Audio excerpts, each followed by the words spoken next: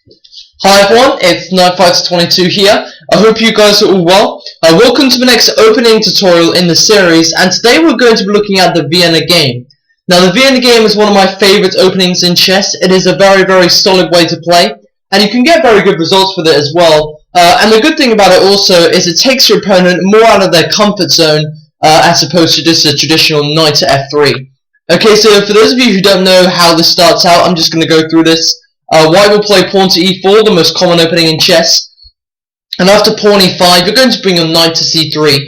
So you're looking to control the light squares initially, and you're defending this pawn also.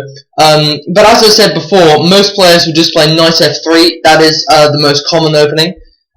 So obviously knight c3 is a lot better for taking your opponent out of their comfort zone. Now we're just going to cover three of the main variations today in some detail. The first one is knight to f6, the second one is bishop to c5, and the third one is knight c6. So not too many variations to worry about, but I'm just going to go over some of the key concepts to keep in mind when you're playing this Vienna game. Okay, so the first option you'll see is knight up to f6.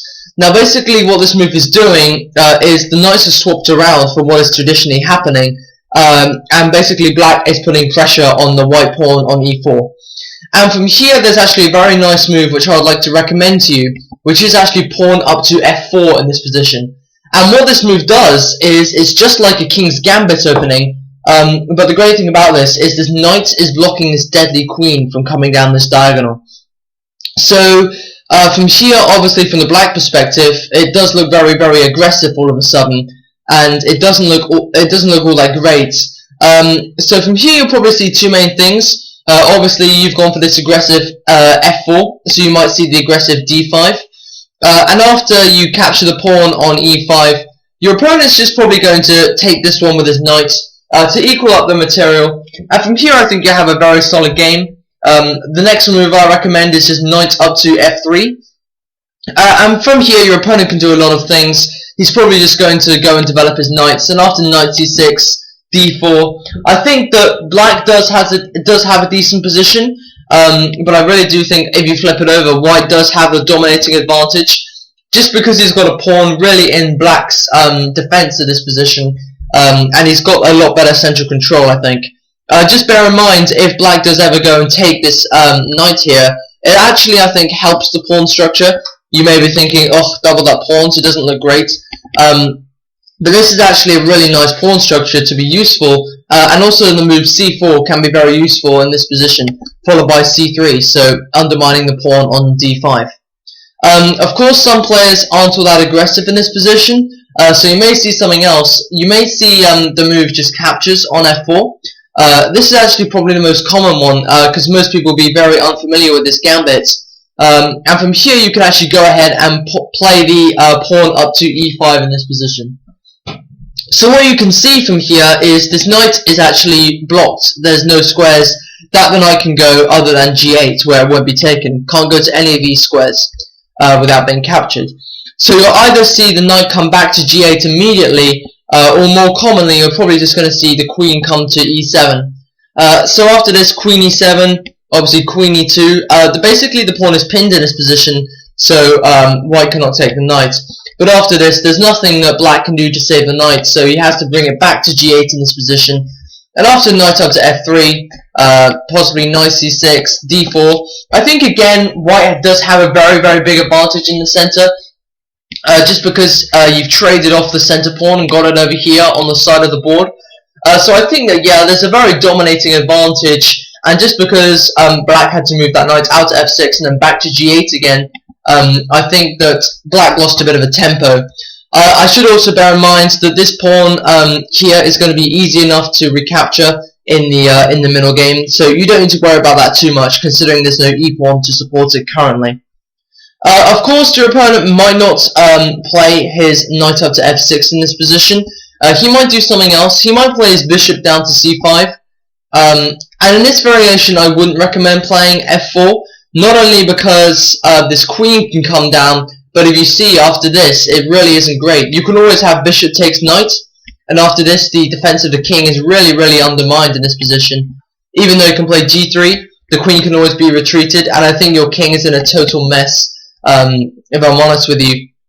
Also, if you do play f4, black can actually just go down here immediately, and it's not all that great if I'm honest. It's just because it mucks up your pawn structure, and you really want to be castling with this open f-file. And also this very, very strong bishop going down on this diagonal will really cause you some problems in the middle game. But sorry, what I would recommend in this position is just playing a slightly more solid move, knight up to f3, and possibly, well, you'll see two main moves from here, one of which would just be d6, having a very solid pawn structure and getting the other bishop developed.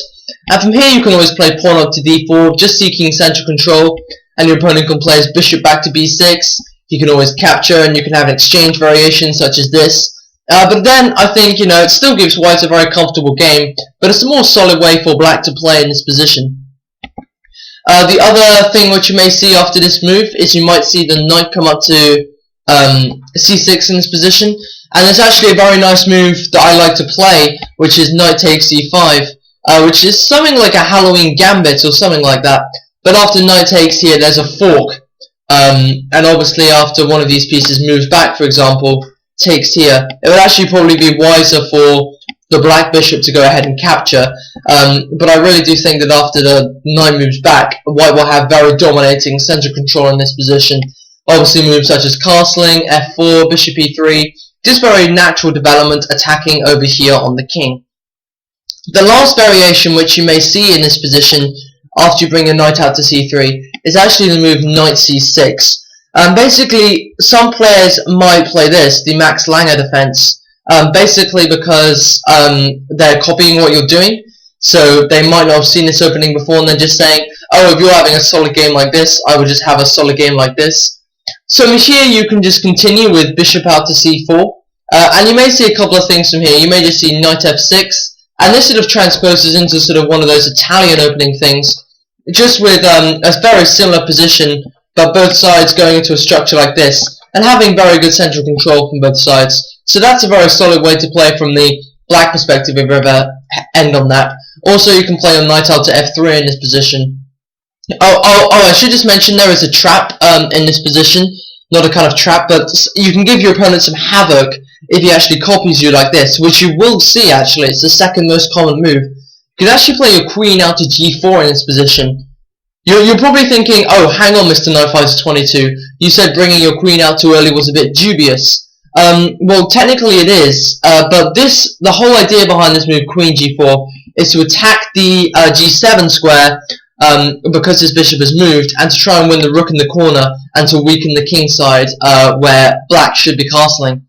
So obviously there's three moves which black can do to defend this threat. He can always bring his bishop back to f8, but then after that you can see that white just has amazing central control. Obviously the other one is king to f8, and you won't see this very much either, just because now obviously black won't be able to castle, and it'll be easy enough for you after d3, bishop d5, knight f3 castles to really attack the king in the uncastled position, and it'll also be difficult for black to get his rook out.